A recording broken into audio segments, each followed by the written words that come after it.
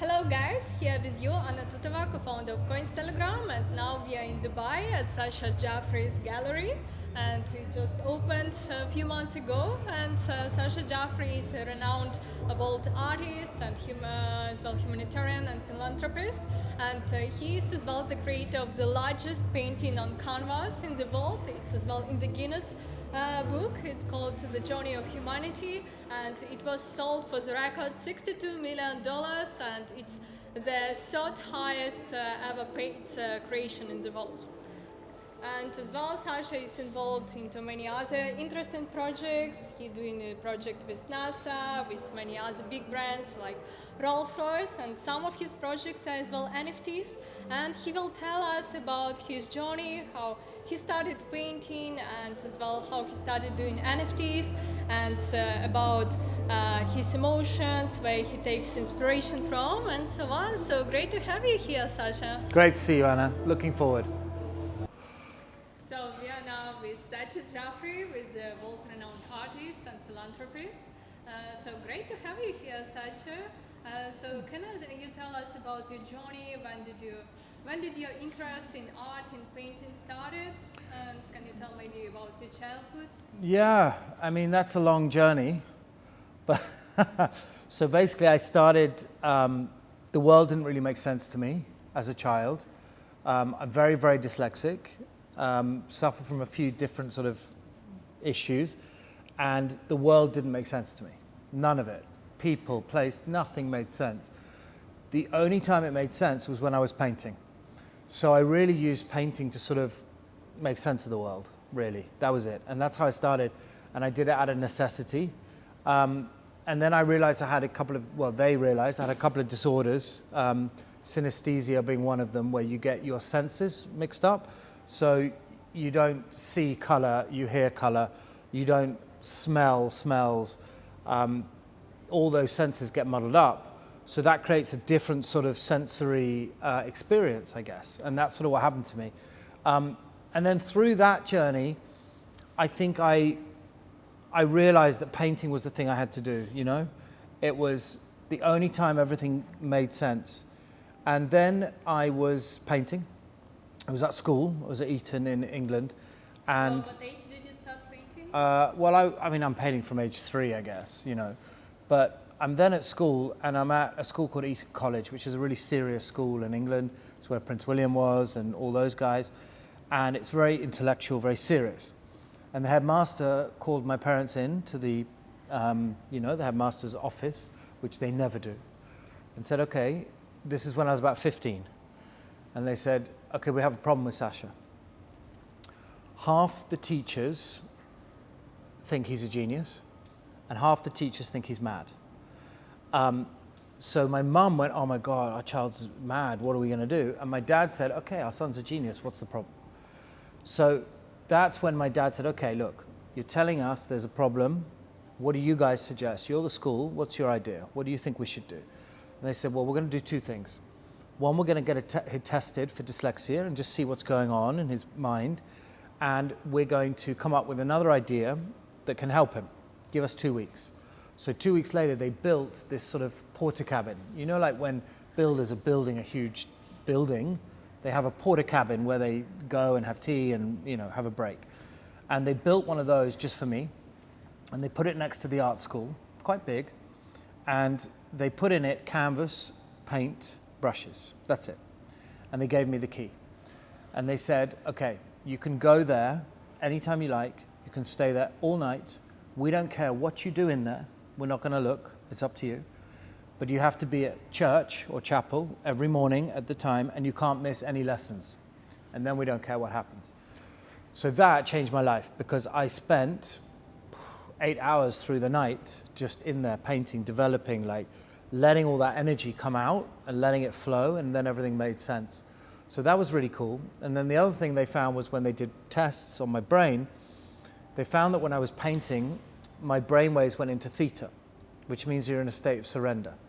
You can't paint in a state of surrender. You can't create in a state of surrender. It's a contradiction. Mozart did it, Beethoven did it, but no artists have done it. So they're like, whoa, okay, this is a bit, okay. you're creating in a state of surrender, in a deep meditative state with your brainwaves in theta. So you're in a trance. So that's weird. So they sent me to these to have more tests in Austria and Germany, Switzerland, like, I don't know why, but that's where they were. And the head of dyslexia for Europe was this lady. She was about 88, 90, and she was in Switzerland. And I went and saw her, and I spent 2 weeks with her, and she said, I'm doing a case study on a book, and I want you to be one of the people. I'm going to do a case study. And she then scanned my brain and did various things. And she found that my brain, there were 2 wires in the wrong place. Not actual wires, synapses, but you know, mechanically they're like wires. And so my parents got called and they said, okay, we've got 2 options. One, we can operate. We can do surgery. Or we can give him exercises that he'll have to do. It'll take about 5 years of these exercises, and it will reconnect the brain into the wires in the right place. This one's going here, this one's going here, this should go there, and this should go there. So there's this thing, right? So, sorry. So they then gave me these exercises. So my mum said, don't operate, you know, because they said it may not work and it's risky. So my mum said, don't operate, do the exercises. So the exercises were, I had 2 cards, and one card had a dog, and one card was a kennel, and I had to move the dog with my eyes into the kennel. And I did it for 5 years, like 2 hours a day, every day for 5 years. By doing that, it then rewired the brain, but it gave me it gave me a heightened perception, because it meant that I could then visualize something, and I could project an image, and then it could help me paint. So that's really when my painting really took off. And I became a professional artist at age 21. So I've been painting now 26 years as a professional painter. And can you tell about your journey and like from what did you start? Like how did your style change within those years? I mean, my style changed a lot, but the thing is, the thing about art, the thing about a lot of things in life generally, there's a lot of nonsense. There's a lot of BS. Things are overly intellectualized, overly theorized. A lot of rubbish is made up to justify something. A lot of smoke and mirrors to create illusions. And art is the same. There's so much nonsense. The only thing that matters with art, humanity is overcomplicated. It's about 2 words. Love and empathy. That's it. Art is overcomplicated. It's about 2 words. Love and empathy. That's it. Everything else is nonsense. When art and humanity combine with love and empathy, that's when something really magical happens. So that was what I realized probably 10 years ago. It took me a while to realize that. And then I realized that we're made of energy. We communicate at our most poignant through energy. But our energy is made of our intentions. When our intentions become questionable, we emit static. Our world is full of static because people have questionable intentions. They have agendas, they have financial agendas, social agendas, religious agendas, ideas in their mind that aren't pure intention. So they emit static. Energy cannot transmit through static, hence the breakdown of humanity. That's what's happened in simple terms. That's why the world is so screwed up right now, because there is static, because every human being is emitting static instead of love and empathy, instead of intentions of purity and power. So I realized a while ago that if I instead of concentrating on what I paint, I concentrate on how I live my life. I concentrate on emitting pure intention, love, empathy. And if I do that, and then I combine that with paint, when I lay the paint on the canvas, it will vibrate at a higher frequency, and it will change consciousness. It will enter the soul. So that is what I focused on. And over that journey, every now and then, something magical comes out, right? If you focus on how you live. So that's what I realized. I just realized painting, art, it's meaningless. unless you as a person are living a life of grace, then what you create has meaning. It has poignancy. Our only legacy in this world, our only legacy, is the energy we emit and the vibrations we leave behind. Because once we emit that energy, it's got nowhere to go. It stays forever in our universe. And it vibrates.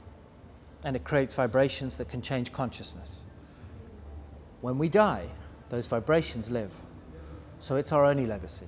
So if I can put that into my paintings, they can live beyond my life, they can vibrate, and they can help change consciousness.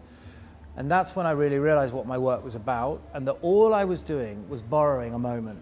I borrow a moment, something happens, I give it back, and I say thank you, thank you. And then if I give it back and I say thank you, it'll come back to me again and again. As soon as I engage the ego and I think, look what I made, look, I'm amazing, it doesn't come again. So that's when I realized, okay, live a life of grace, embrace humility, understand love and empathy, purify your intention, and focus on what you emit into the world. And that, I think, is when my work became poignant. So you get your inspiration from God, from the space?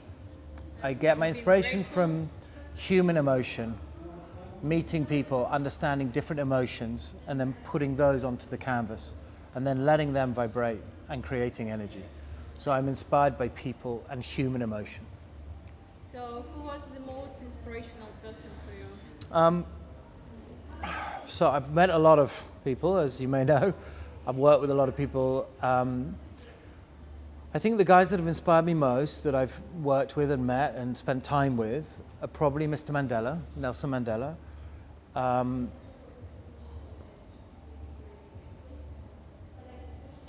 found Roger Federer quite inspiring as a person. I spent quite a bit of time with him. Dame Judi Dench, beautiful woman. But I think Mr. Mandela is the man that's inspired me most in my life. The people that are dead that have inspired me would be Jean-Michel Basquiat, de Kooning, Gorky, Jackson Pollock, Franz Kafka, the writer, Paulo Coelho, Rohinton Mistry, Kyle Gibran, Gabriel Garcia Marquez. They'd probably be the guys that have really inspired me. And then some of the filmmakers who have made like beautiful movies that have inspired us all, you know. And in what way did Nelson Mandela inspire you? I think he taught me three things.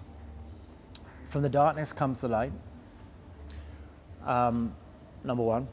Number two, human beings have become very self-important, which is laughable when you think about how tiny we are in the universe. He taught me that if we can remind ourselves how small we are, we can embrace humility and we can become truly great. So that was a beautiful thing he taught me. I think those two things really. And the idea that he was incarcerated in a prison, a jail cell, no more than from here to here, for 26 years.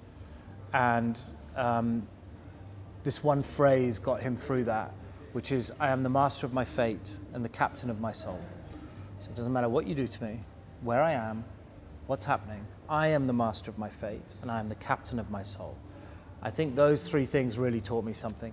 And also, there's a very important thing to understand, which is, if the world was deaf and blind and we were judged by our vibrations, how would we do? Very badly. Mr. Mandela, when you meet him, when he was alive, and you spend time with him, you feel his vibrations. It's amazing. So it's something that's hard to explain, but you feel it. Where did you meet him and when? I've spent about 4 years with him. I created a painting to celebrate his life.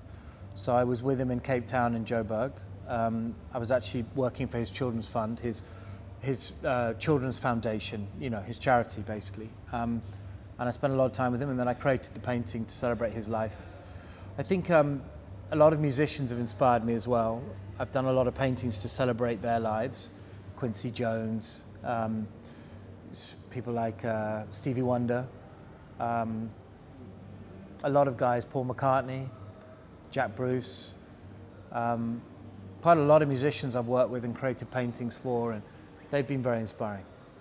And as well, from some of your paintings, you did NFTs, so as well plan to do. Yeah, obviously I'm putting the first painting on the moon in December, the first real painting to land on the moon. From that, 8 heart NFTs will be released, and they will raise money for 8 charities on Earth, which will be beautiful. And then after that, 88 hearts will be released from Earth back into space. So it's like that continued journey. And I think that's important with value, that you continue the journey. You don't just put something out there, sell it, make some money and burn it. You want to create real value, and you want to do it slowly, and you want to have layers to it. And you want a beautiful narrative that your investor can go on a journey with you, you know? It's not about just owning a digital asset. It's about buying into what the artist is about. You know, what are they about? What is their intention? What do they want to create with their community? Because artists have more power than they've ever had, ever, in the history of art. Other than in the papal times with Michelangelo and Da Vinci, this is the most powerful time for the artist. But the artists are not understanding it. They're taking advantage of it. They're not really ready for it. They don't understand how to really harness this and help make a change in the world. It's possible. It can be done. So I focus on that. And in your case, NFTs are mostly digital, so the buyers, I guess, get both your physical artwork and as well NFT. And in your case, NFTs wouldn't become worthless because there is a voice in you as artist when you're a renowned artist, not like another no-name artist which decided to create an NFT. Yeah, exactly. So that's why I often have the NFT that you buy, and then you actually have the physical asset tapped to it. And then by owning that, you get to enter into another opportunity to potentially own a small piece of mine that's part of a bigger painting. So you go from digital to physical to digital to physical, and you go on this journey of collecting through the digital and the physical. I think that becomes really interesting, you know? And I think it's nice to build a community by fractionalizing things so many people can get involved. So I've done fractionalization of the physical asset as well, where a painting of mine has been fractionalized into 6,000 pieces, the physical. And the owners will own a fraction of the physical piece. That's a beautiful thing.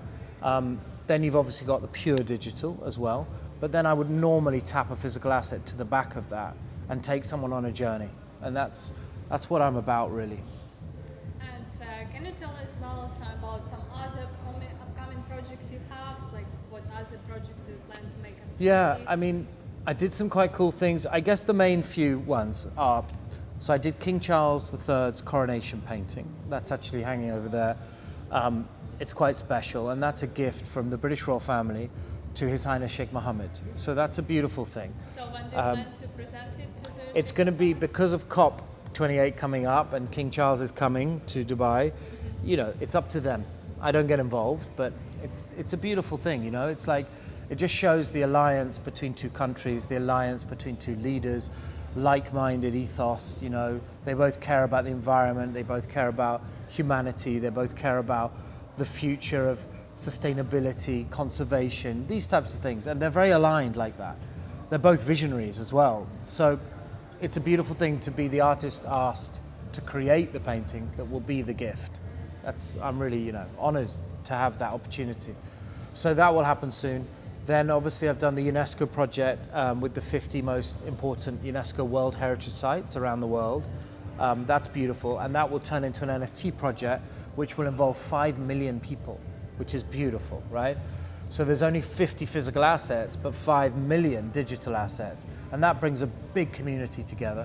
That was opened on the Burj Al Arab helipad, the first ever exhibition there. Then it went to Mount Everest, became the first ever painting unveiled on Mount Everest. And then it went to Paris at the Louvre with UNESCO's headquarters. So that was amazing. And I think the other big projects are the moon, obviously, the NFT hearts that come out of that help the charities on Earth, like a mission to space in aid of humanity. That's nice. Things coming up, I'm doing a big piece which I'm excited about for COP28, which is a live, circular, huge piece, which will represent our Earth reconnected. So, you know, my work is mainly about trying to reconnect humanity as one, with love and empathy. I think it's the only answer to the crap going on in the world is embrace everything around you, every person, every human soul, with love and empathy. And so I'm going to create this huge round painting that can show our world disparate, disconnected, with a black heart.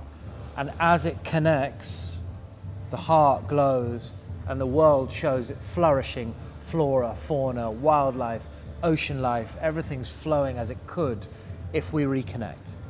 So that's what that painting's about. That'll be really cool. That's at COP28. A few other things I can't talk about yet, but that's next year. But that's probably enough. And among your collectors there are as well crypto people. So did you meet any founders who inspired you as well? I think I met them all. I really like them because they're different type of guys, right? They're not your normal. They're not the corporate world. They're not the bankers.